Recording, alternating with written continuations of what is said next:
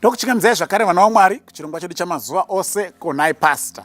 Vatanga kutibata nhasi pachirongwa pano tiri kuedza kubatsirana kupindura mibvunzo yetogononge tinayo inopindurwawo zvakare neumbowo hunowanikwa mukati mebhaibheri. Saka ticha kukumbirai kuti kana mine any question yaminayo feel free, sunungukai kutitumira mibvunzo iyoyo either panhamba dzinoti 0772918335, it's a WhatsApp number. Kana muri kutarisa paFacebook, just send your question on the comment section. Tichiwana nguva Mwari achitibatsira tinobatsirana kupindura mibvunzo iyoyo. Mubvunzo wanhasi watinoda kupindura uri kuti konai pastor, zvakaipei kunamata muzita nemuropa raJesu in light of Revelation 7 verse 14. Pane chakaipa here kuti kana ndichinamata ndoti muzita nemuropa raJesu Kristu, especially kana ndaverenga Revelation 7 verse 14. Regai tiverenge Revelation 7 verse 14 tinzwe kuti inoti kudii. Revelation 7 verse 14, and I say to him, say you know. So he said to me, these are the ones who came out of the great tribulation and washed their robes and made them white in the blood of the Lamb. Ava ndo vakabuda mukutambudzika kukuru, vakasuka nguo dzavo dzikachena, vakadzisuka muropa regwayana. Saka ndofanira ndo pari kubva statement yekuti muropa raJesu Kristu. Of course, the statement is not speaking about prayer. It's simply telling us that those that are going to be victorious over the devil, they are going to conquer through the blood of the Lamb. Okay. Saka kana ndakunamata hangu ndikanamata ndichiti muzita nemuropa raJesu Kristu, pane chakashata here nai pastor. I don't know hangu chichi chakasunda mibvunzo kuti uzouye, but well, we'll just try to address it as it is. 1 Timothy chapter 2 verse 5. Okay, 1 Timothy chapter 2 verse 5. For there is one God and one mediator between God and men. That man is Jesus Christ. Kunongorina Mwari mumwe nemumiriri mumwe pakati paMwari nevanhu. Mumiriri iye ndi Jesu Kristu. Kana tichinamata isusu, the Bible is very clear in Romans chapter 8 that we don't even know what to pray for and how to pray. Isusu sevanhu. So the Holy Spirit he intercedes on our behalf with groanings and yearnings that are even untold. Nokugomera nokurwadziwa kukuru patisingagona kutombonzwisisa. Saka kuti minamato yedu isusu igamuchirike pamberi paMwari, because we are sinners. Proverbs chapter 28 verse 9 is very clear. Ani nani anotyora murayiro waMwari kunyange nemunamato wake unonyangadza. Saka because we are all sinners, our prayers and our abomination. Saka inopindurika sei minamato yedu kana tawanda seri kwa Jesu Kristu. Because Paul ari kuna Timothy kunongori nemurevereri mumwe chete pakati paMwari nevanhu ndiye Jesu Kristu.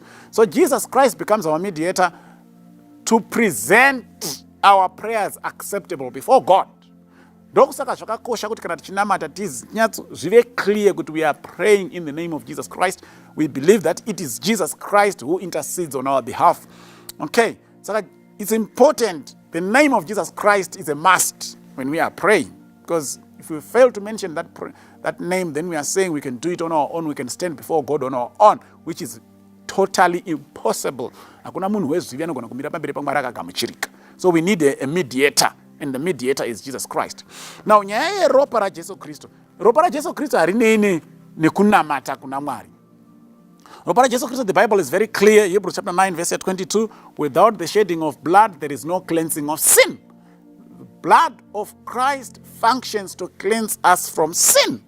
The blood of Christ does not intercede on our behalf before God. The blood of Christ cleanses us from sin. Jesus Christ is the one who intercedes on our behalf before God. The blood of Christ also, Revelation chapter 12, verse 11. Revelation 12, verse 11. And they overcame him by the blood of the Lamb and by the word of their testimony, and they did not love their lives to death. So tinokunda Satani neropa raJesu Kristu. Sapa tinogamuchira Jesu Kristu samuponesi wedu, then the blood of Christ is there to fight the battles for us. But when we pray to God, tichida kukumbira kuti tiwane mari ye-school fees, you don't need the blood of Christ for school fees. You need the name of Jesus Christ to intercede and ask on your behalf to the Father. Okay? Nosaka Jesu akati kumbira zvese zvamunoda, kana muchitenda kwamuri muchengeta mirayiro yangu ndichakumbira Baba kuti vakuitire zvese zvamunenge manamatira. Saka you don't need the blood of Christ kuti uwane mukomana akanaka anokuroora. You need Jesus Christ to intercede on your behalf before God. But when it comes to fighting spiritual battles, kana yanyaya yekurwisana na Satan, nimwe yaitsvina yanetsa kumpa, uri kurota mazihope, there you can now talk of the death of Christ, the blood of Christ, because it is power ndo rine simba rekurwisa nemweya yakaipa manje. Ndo panotaurwa zveropa raJesu Kristu. Kana uri kutambudzika nechivi chiri kukunetsa, utadza kubuda machiri, panoda ropa raJesu Kristu kuti rikusuke nekukusamba. There you need the blood of Jesus Christ. Saka ndofunga kuti zvinhu izvi zviri zviviri zvinofanira kuti tizvisiyanise kwete kuzvisanganisa tichiti muropa nemuzita raJesu Kristu ndokumbirawo ball point. No, you don't need the blood of Christ for you to have a ball point. You need Christ to intercede on your behalf. You need the name of Jesus Christ. Saka the name of Jesus Christ and the blood of Jesus Christ, those are two different things. Ngazvisasanganiswe, ngatizvinzwise zvinhu izvi tizvishandise semashandisirwo azvinofanira kuitwa. Kwete kuti tiri kuti kana wakambonamata muzita nemuropa samunamato wakaona kunzwika. Tagara tese hatigoni kunamata. Ndizvo zvinotaura Romans chapter 8. Saka musabva mashungurudzika maningi maiwe saka mazuva ese ndaiti muzita nemuropa. But zvakangonaka kuti patinenge taakuziva tiite the proper thing. Okay? Otherwise, feel free to talk to God anytime, any minute, anyhow. Hazvina formula zvekunamata, as long as uchiziva kuti Jesu Kristu ndiye anokumirira kuna Mwari kuti munamato wako ugamuchirike. That is what is important. As long as you have accepted Christ as your savior, that is what is important, even for my spiritual battles that you could be fighting in life. Noda kudai kuti abatsirikana semazuva ose togara tichitaura kana zvinenge zvichiita sezvisina kujeka. Sunungukai kuti pastor ko zvinozofamba sei apa. Please send those follow up questions. We will also look at them. God bless you. Amen.